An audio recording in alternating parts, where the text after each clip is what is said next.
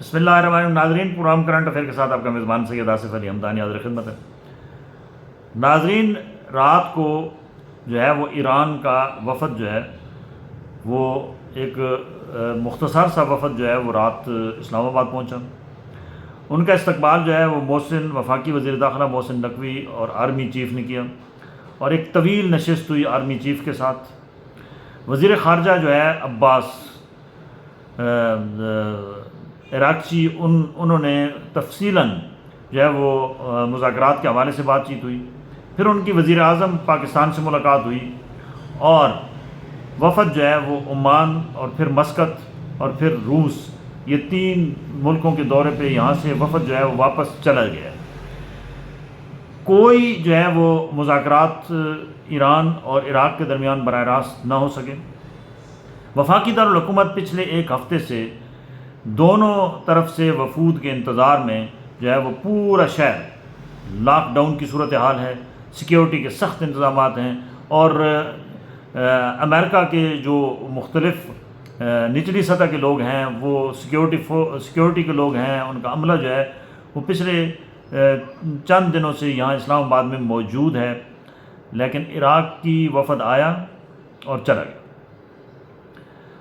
جو ہی عراقی وفد یہاں سے واپس گیا ہے تو فوری طور پہ صدر ٹرمپ نے پھر وہی اس کا جو ایک وتیرہ ہے کہ حالات ٹھیک ہونے کا جب نزدیک پہنچتے ہیں تو وہ ایسی بڑک مارتے ہیں کہ وہ پھر حالات جو ہے وہ کشیدہ ہو جاتے ہیں۔ انہوں نے کہا ہے کہ ہمارا وفد جو ہے اعلیٰ سطحی وفد، وہ اسلام آباد 18 گھنٹے کا سفر کر کے کیوں آئے، کیونکہ جنگ کا جو کنٹرول ہے وہ ہمارے پاس ہے، تمام حالات ہمارے حق میں ہیں، اور ہم جو ہے وہ جب چاہیں گے ایران کے ساتھ جو ہے وہ آر پار معاملہ کر لیں گے۔ یعنی ایک مرتبہ پھر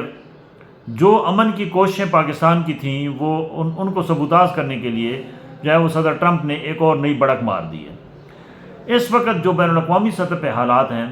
وہ انتہائی جو ہے وہ کوئی تسلی بخش نہیں ہیں۔ ایران کا یہ موقف ہے کہ وہ یہ جنگ جیت چکے ہیں، اور پسپائی ہوئی ہے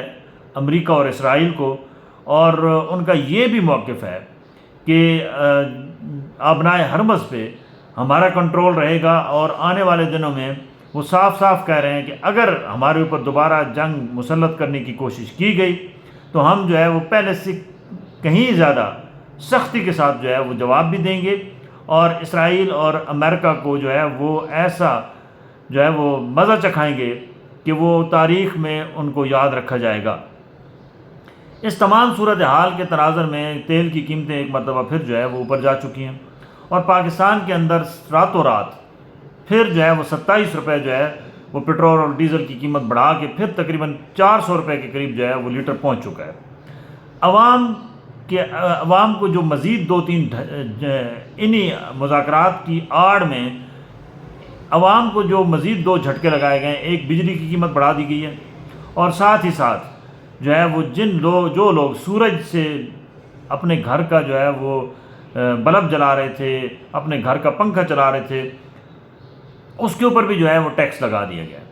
یعنی عوام کو اس قدر چونا لگایا جا رہا ہے کہ ان کا جینا جو ہے وہ حرام کیا جا رہا ہے، اور دوسری جانب عوام میں یہ خوش فہمی پھیلانے کی کوشش کی جا رہی ہے کہ جی ہم تو عالمی امن کے دائی ہیں، جہاں پہ جنگ لگی ہوئی ہے وہاں پہ اشیاء خرد و نوش لوگوں کو کنٹرول ریٹ پہ مل رہی ہیں، وہاں پہ پٹرول اتنا مہنگا نہیں ہوا جتنا پاکستان کے اندر ہو گیا، اور وہاں پہ اس قدر مہنگائی نہیں ہے جس قدر پاکستان میں ہے۔ تو یہ سمجھ نہیں آ رہی ہے کہ جہاں جنگی حالات ہیں وہاں پہ ہر چیز کنٹرول میں ہے، اور جو ہم صلح کرانے والے ہیں ہمارے ہاں ہر چیز جو ہے وہ کنٹرول سے باہر ہے، اور یہاں پہ لوگوں کو جو ہے وہ اپنی جان کے لالے پڑے ہوئے ہیں۔ شدید ترین گرمی میں لوڈ شیڈنگ کا پھر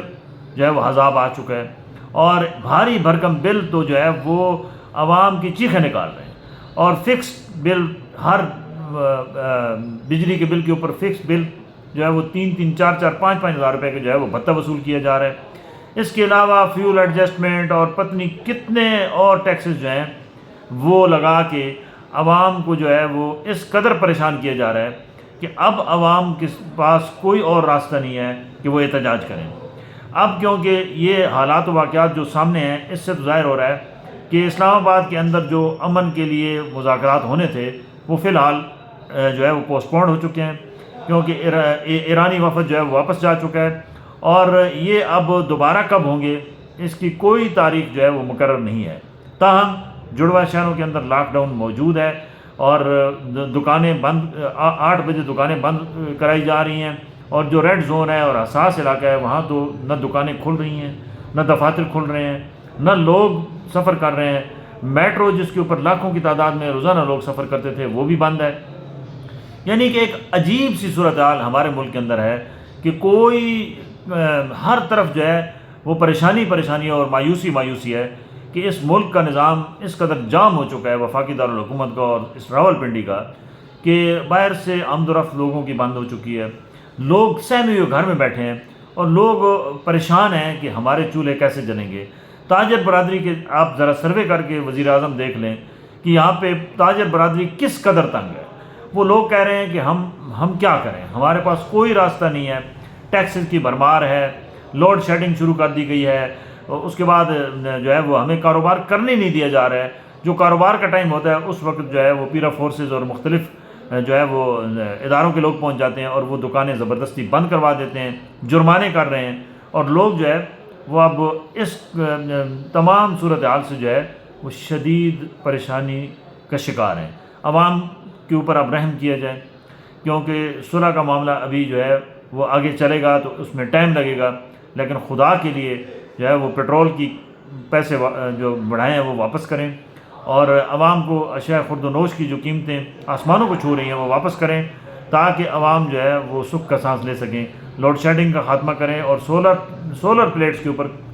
خدارہ یہ ٹیکس نہ لگائیں۔ پوری دنیا جو ہے وہ اس پہ کنورٹ ہو رہی ہے، اور اللہ نے اگر آپ کو، قدرت نے اگر آپ کو سورج دیا ہے تو اس سورج کے اوپر ٹیکس لگا کے عوام کو ذلیل و خوار نہ کریں، اس کے اوپر نظر ثانی کریں، اور یہ لائسنس اور یہ ان چکروں سے عوام کو آزاد کریں۔ بہت شکریہ۔